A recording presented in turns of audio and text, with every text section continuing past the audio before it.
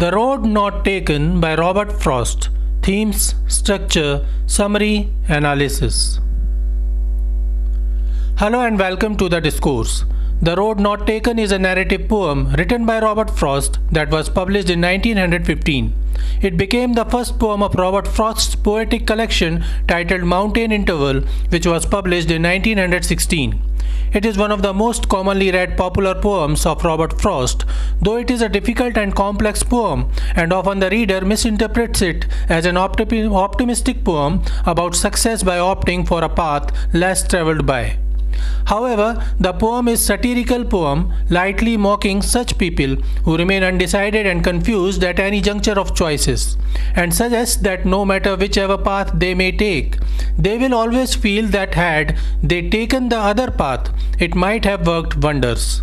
The poem suggests that life is full of ambiguities and there is no meaning in regretting the past decisions that we took. While one should be careful while making a decision in life, he should not remain indecisive. Rather, he should be swift and confident while making a choice and should not regret it later in the future. Themes of the Road Not Taken. Some of the minor themes of the poem include life as a journey, desires, uncertainty, indecision, ambiguity, and overthinking. The main theme of the poem is carpe diem. The poet suggests that a person should not worry too much about the past or the future. One should live in the present and seize the moment at every instance without overthinking. One should opt for what he feels is right at the moment and stick to it without regretting the other choice he might have made. The journey of the poet is indicative of the journey of life of any person, and the divergent road offering two different similar paths suggests all the major and minor choices that we usually make in our day-to-day life. The choices that we omitted often face us as desires that we couldn't fulfill. However, one should understand that one cannot have their cake and eat it too. One shouldn't regret such desires. Life is full of uncertainties and we must embrace them. Overthinking won't ascertain a good future. It may snatch or waste opportunities though. Thus, one should avoid indecision and should take swift, confident, and careful decisions appropriately at the proper time. The poem is against the idea of what if, had you made the choice you did not make. This pondering about the different life one may have lived, had they done something differently, is central to the road not taken. Structure of the road not taken. The poem consists of 4 stanzas of 5 lines each. Thus, each stanza is a quintain or quintet with a rhyming scheme of A B A A B. Robert Frost used iambic tetrameter mixed with anapest in place of an iamb in some lines. It is a short poem with only 20 lines offering a sound of sense in many instances. Sound of sense implies that the poet used such words in a poem whose sound forms imagery due to the form of words and sound of sense. The mood and tone of the poem are reflective and meditative. Literary devices used in The Road Not Taken. The title of the poem, The Road Not Taken, itself is a metaphor and indicates the choice we omitted for different opportunities. Frost used the phrase yellow woods as a metaphor to indicate the idea of change in difficult situations as trees change their leaves. In the last stanza, the phrase less traveled road suggests the choices less preferred by individuals. Anaphora has been used in the second, third, and fourth lines of the first stanza, repetition of and. The third and fourth lines also contain enjambment. Alliteration has been used in the phrase wanted where. The line, in leaves no step had trodden black, contains anastrophe and hyperbaton. The last stanza contains irony and paradox. Robert Frost has made excellent use of imagery throughout the poem right from the start. 2 roads diverged in a yellow wood, which clearly gives the idea of the autumn season, and thus the reader can guess where the poet is facing the struggle to take a decision. The poem is full of tricky symbolism. Road symbolizes the journey of life. Divergence splitting the road symbolizes the choice a person takes. Yellow woods symbolize change, and ages symbolize the assumption of the future. The most tricky symbol is at the beginning of the poem, two roads, which symbolizes two identical choices. Both are equally endearing and thoroughly similar. None of the roads is less traveled.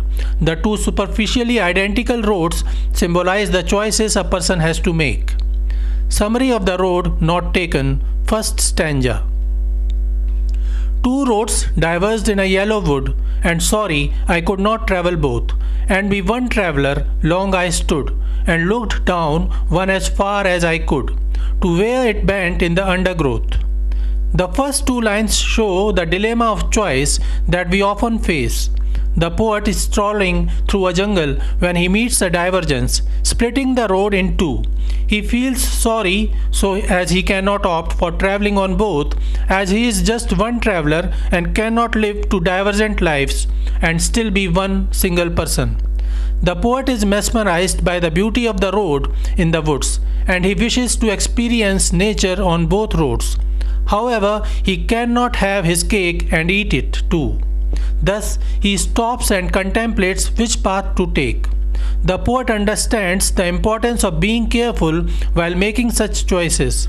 He patiently takes time and stares down one path as far as he can to where it trails off into the undergrowth.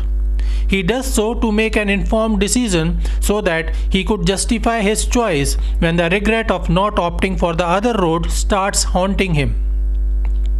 Second stanza. When took the other as just as fair, and having perhaps the better claim, because it was grassy and wanted wear, though as for that the passing there had warned them really about the same. While the poet was contemplating which path to take, he noticed that one of the paths appears greener with fresh grass, as if not many have traversed through that path, and hence the grass on it hasn't worn out. He opts for the fresher path with less trodden grass. Then the poet suggests the irony that the grass is always greener on other side of the fence. In the 9th and 10th lines, the poet says that as he chose the path and stepped forward on it, he realized that it was equally worn out, used as the other path he omitted. He realized that the path he has chosen is not as less traveled as he was telling himself. Third stanza.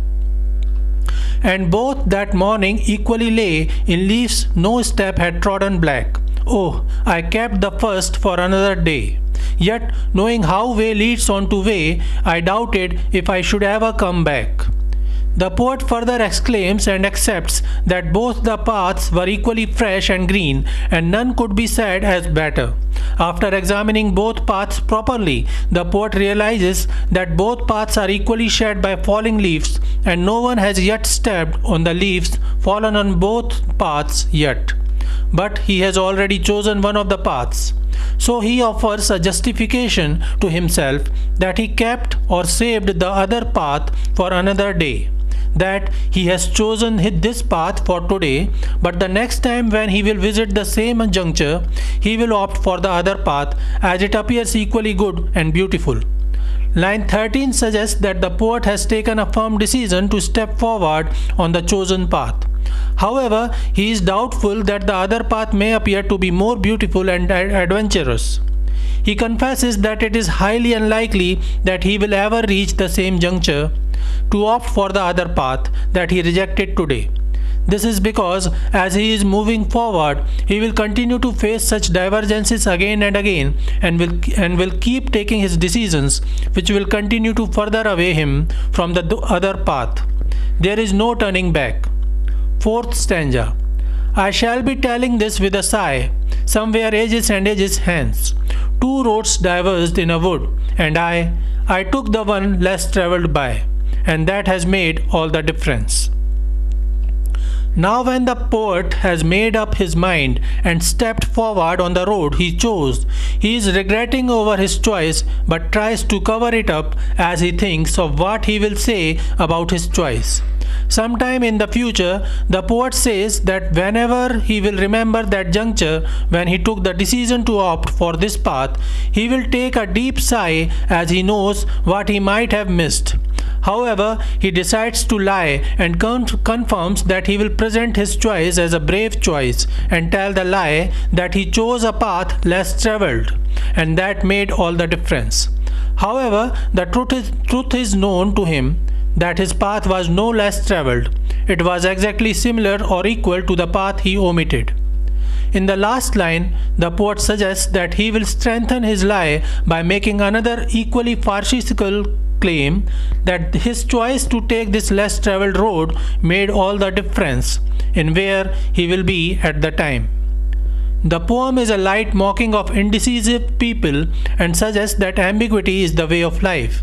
We can never know where our choices will lead us, so pre-planning or overthinking at a juncture of choice and decision making is fruitless and silly. And similarly, silly is the habit of justification and regrets over one's choices. Life is about the paths one chooses and walks through, not about the road not taken. So this is it for today. We will continue to discuss the history of American English literature. Please stay connected with the discourse. Thanks and regards.